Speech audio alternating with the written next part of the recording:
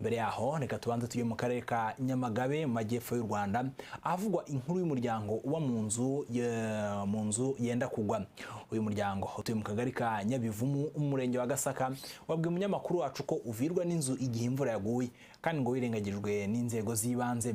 Izi nzego z'ibanze ariko zemerero TV ku muturage ari ku rutonde rw'abagomba gufashwa.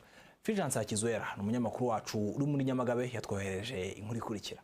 Mukeshimana Jacqueline ni umuturage wo mu kagari ka Nyabivumu mu murenge wa Gasaka mu karere ka Nyamagabe. Uyu mugore ubana n'abana babiri mu nzu urebamo imbere uturutse ku muhanda uyinyura haruguru avuga ko abizi neza ko isaha n'isaha yabagwa hejuru ngo ni inzu yasigiwe n'umuryango ariko ngo ntiyashobora kuyisanira kuko ari umukene ubarirwa mu cyiciro cya mbere cy'ubudehe. Ngo imyaka 3 irashize asaba inzego z'ubuyobozi kumufasha ngo ntibamwumve ndetse ngo hari n'uwigeze kumubwira ngo ashaka ibyatsi ayisakaze. Ndicara nkatwikira abana. Hanyuma ntabwo bumva ko ishobora kukugwa hejuru? Mba numva ko yagwa. Mazemo nk'imyaka irenga 3.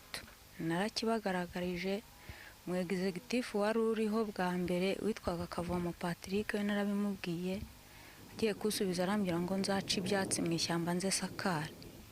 Barurirwa hano ntuye mu mudugudu warara akagari ka Nyabivumu n'umuganda ndawukora ibyangombwa byose ndabikora by'akagari. Sinzi icyo bampora kandi cya mbere mbayeho nabi ni ukwirwanaho ubundi nkareba abaturage bakabarwana. Malariya basangamo buri munsi n'ubu ndwaye malariya nanjye n'umwana wiga wagiye kwigagiye ari ukwandara nawe arwaye malariya. Ndabasaba isakaro ko bambonera nanjye aho kuba. Iyi nzu mu bigaragarira amaso nuko ishobora gushyira mu kaga ubuzima bw'uyu muryango.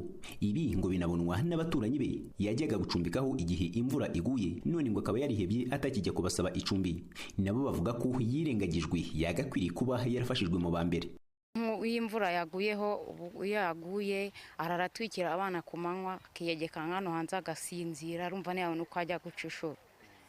Ubundi yabaye nk'uwihaze nyene yumva kwirirwa ajya gucumbika atabishobora akicara agatwikira utwana twe 2 imvura yahita akicara cyangwa akaryama mu icyo kiziba.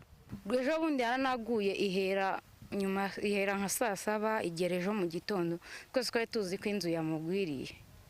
Bukere nibwo nanyuze hano nsanga yicaye ari gusinzira hanze ambwira ati naraye ntwikira abana ndumva nanjye bitotsi binyishe. Birambabaza nkumva twararana tukabana ariko ngewe kubera abana mfite abana 5 ariko nkabura ukuntu nabigenza aranyarirwa nkumva birambabaje. Ntabwo aza gucumbika aremera akaguma hamwe akatota yapfiriye muri Yesu. Ubundi twabibwiye abayobozi baramubwira ntagende yubakisha ishinge.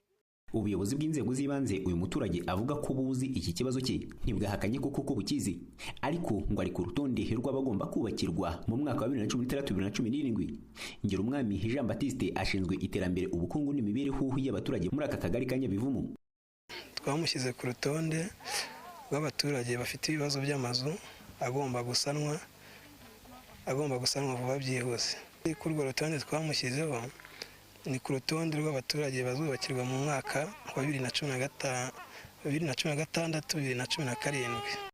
Aka kagari ngo kagaragaramo abatishoboye benshi bagiye bubakirwa ariko bigakorwa mu byiciro hakurikijwe ubusumbane bw'ibibazo bafite n'ubushobozi leta ifite mu kubakira. Kuba uyu nawe ari ku rutonde rw'abagomba kubakirwa yagakwiriye gutegereza cyane ko ngo atari kera ariko nanone abaturanyi nawe basigara bibaza uko byagenda mu gihe iyi nzu yamugwira agitegereje ubufasha cyane ko yamaze kwangirika.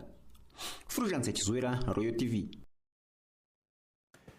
Hakizwera urakoze cyane kuri iyo nkuru. Aya makuru n'izindi gahunda zose Royal TV kugeza aho wazikurikira unyuze kuri internet kuri wa3.royaltv.rw ukareba handitse ijambo live stream. Nkuko rero nababwiye hari abantu barimo kugenda bohereza ibitekerezo byabo muri aya makuru, reka nyuzemo amaso ndebe icyo bavuga.